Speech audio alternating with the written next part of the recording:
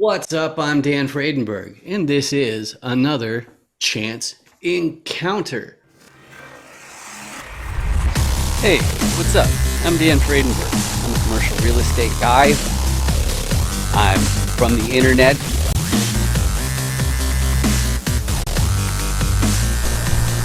We're seeing more properties like this being built in front of a house. It's going to be torn down soon. I understand that there are power lines that are getting kind of close. What's up again? This is Dan Fredenberg, and that there is a commercial real estate building.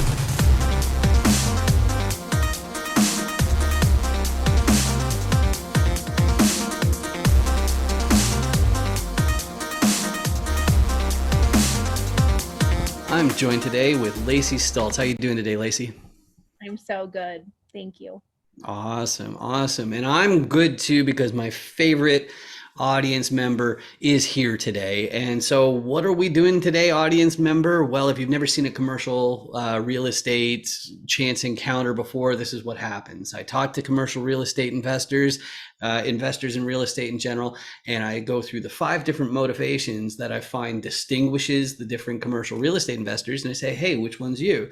And then starting from scratch, I go through the 6 different roles in a commercial role, in a commercial deal, and you can get your own die, download it, print it out, practice explaining this to people by going to dandoesdeals.com. You don't even need your email. It's totally free. You just download it, print it out, rock and roll. But before we get too far ahead of ourselves, Lacey, can you please introduce yourself for the audience? Yeah, so I'm Lacey Stultz. I'm currently located in Reno, Nevada, and I was a small business owner. So I've been a small business owner since I was 23. I owned and operated a children's salon and family boutique, and now I'm a real estate investor. So I'm excited to be here, and I appreciate you facilitating this for us. Awesome, awesome. And you mentioned small business, whatever. I remember from the 90s hearing that Reno is the biggest little town or something like that. Is that still? The biggest little city. That's right. Okay, so there you go. Beautiful. So let's go through the motivations then, because everybody knows their motivations, but sometimes beginners, they don't know the role they're going to take. So I go through all of them straight like that. So first motivation for getting more deals. The first one's preserving your purchasing power. And so there are people out there, you might be one of them, who is most concerned about inflation because the way that you make ends meet is by the cash flow from your assets. So if inflation rolls around, you got to make more acquisitions to make sure that your cash flow will continue to make ends meet and won't ruin the party. That's not my motivation. My motivation is trading time for wealth. I've got a hat that clearly shows that I'm in the tech business, or at least I got a tech background. I used to work for a CRM company, web.com, and then I created an agency helping people use the CRM for their mass marketing, lead capture and online sales funnels. But the problem with having a high paying salary or wage or whatever is you're giving away half of it to tax. So I was thinking, well, shouldn't I pivot what I'm doing so that I'm acquiring equity or wealth in exchange for my time and effort instead of just giving away half?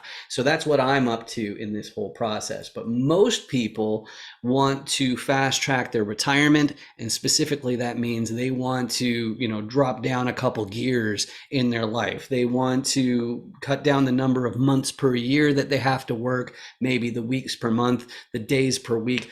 Who knows? But the whole idea is maybe they'll even end up becoming an accredited investor and then moving someplace with a low cost of living to live out their days. That's what that's all about. But the next 2 groups, they're never going to quit ever. The first one, they're super ambitious. They want to buy their entire hometown. They want to do the generational wealth. They want to make sure that their great grandchildren never have to get a day job. Okay, that's the ambitious group. And then the last one, they have ambition, but it's a little bit different. They're not necessarily looking to keep it for themselves. More what they're looking for is they chose a section of society, or maybe it was the environment, or maybe it's animals or something. I like to say they want to save the world, but they recognize that accumulating wealth is by far the most effective vehicle in making a big impact on society. So those are the 5 different motivations. And of them, Lacey, what resonates with you the most? What describes you best? What combination or whatever? Yeah. I say, well, that's hard because all of those have their place, right? And those were power packed. I would have to say I'm with you on this one. Trading time for wealth is definitely my main motivator.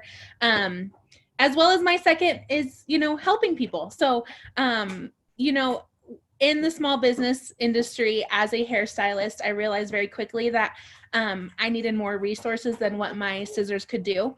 And so that's why I'm here.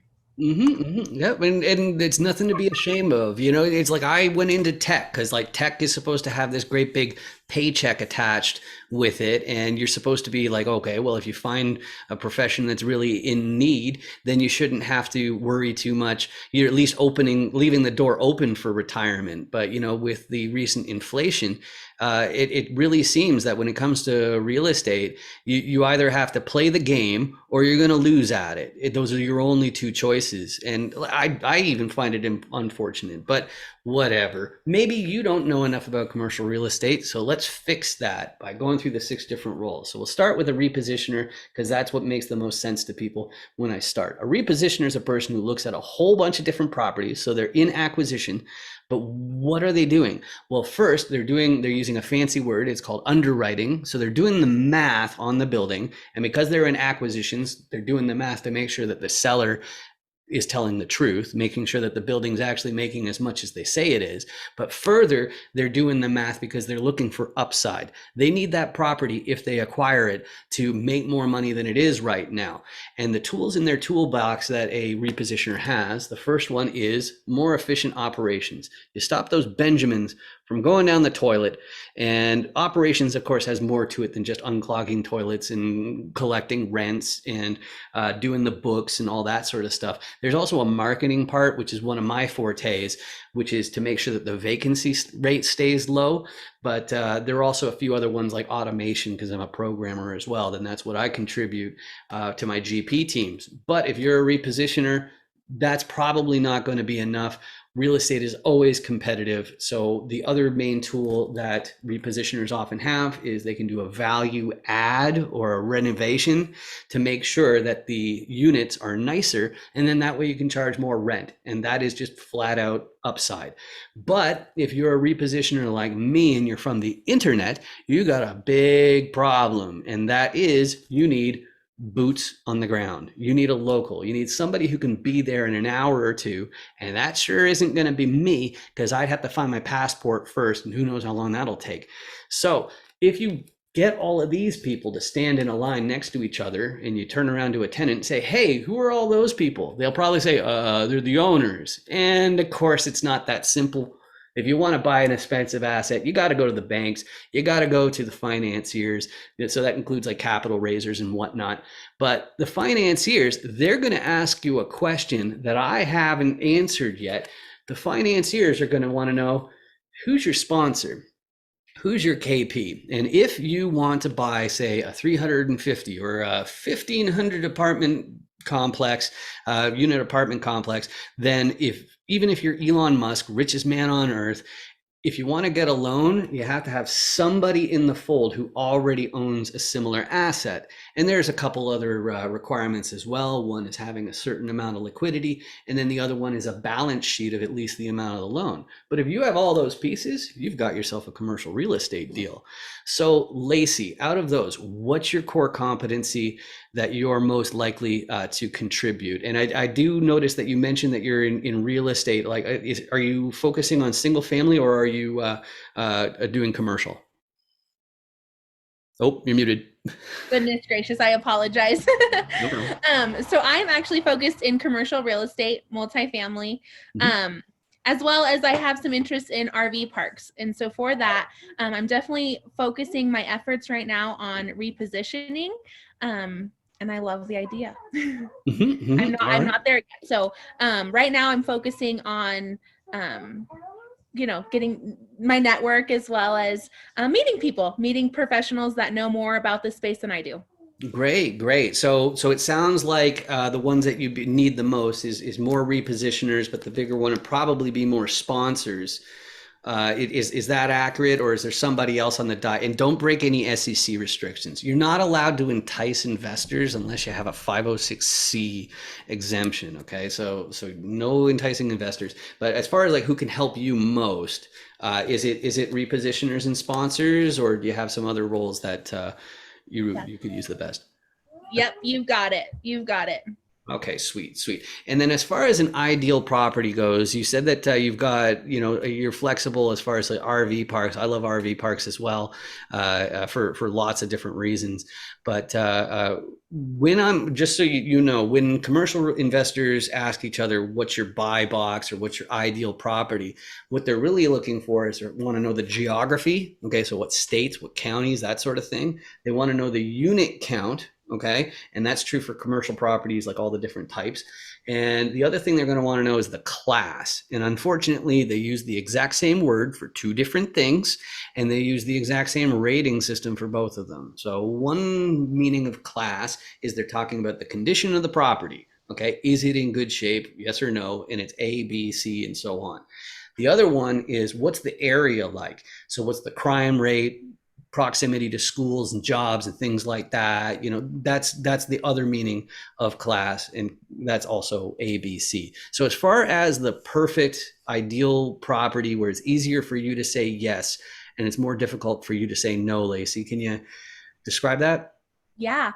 So we're currently looking in Nevada and Arizona specifically, as well as a destination in Wisconsin. So we are looking at typically B, C properties. So we need some value add in there. And typically upwards of 100 units or pads. Okay, beautiful. 100 units or pads. All right. And you already mentioned on who the best person is to reach out to you, but we ended up catching up with each other via LinkedIn, right? So is LinkedIn the best way to reach you, or is there a website that's better or something like that?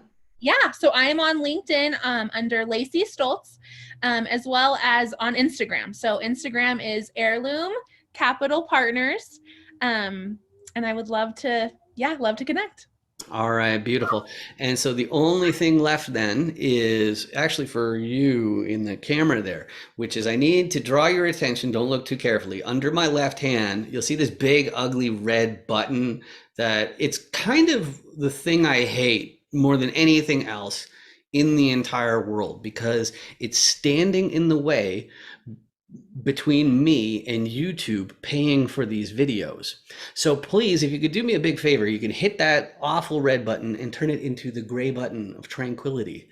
And all that does, it costs you absolutely nothing. It just means that my videos might show up on your list of suggestions, but you don't even have to watch those because you've already done me an enormous favor just by hitting the button. Just like Lacey, you've done me an enormous favor by joining me today. This has been fantastic. Thank you so much. And definitely subscribe. This guy is a wealth of knowledge.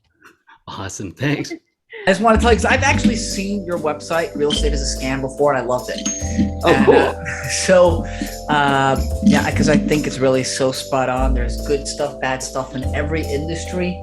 Yeah, make sure you subscribe, like, and hit that notification bell. For Dan the Man. And thank you. Turn that subscribe button from red like his beard to gray like his beard will be. So I met Dan through some networking groups for real estate investing. He's a great guy from what I know about him. He's very ambitious, and he makes it easy to come on with his questions and has a great setup. It's easy, it's clear, concise, and I'd recommend going on his interviews for anyone that's considering it. It was unlike anything I've ever experienced. It was super fun. The process was so easy, a caveman can do it. I mean, if you guys haven't done it yet, you guys need to get on his calendar. Just take 15 minutes of your time, get exposure, find out who Dan is, what he's about. He's a true trifecta. And if you don't know who he is, get in touch with him. Google his name, find him on LinkedIn, do whatever you can, just reach out to him.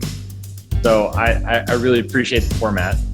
Like I've told you a couple times before, I think it's really great because me personally, I'm very long-winded.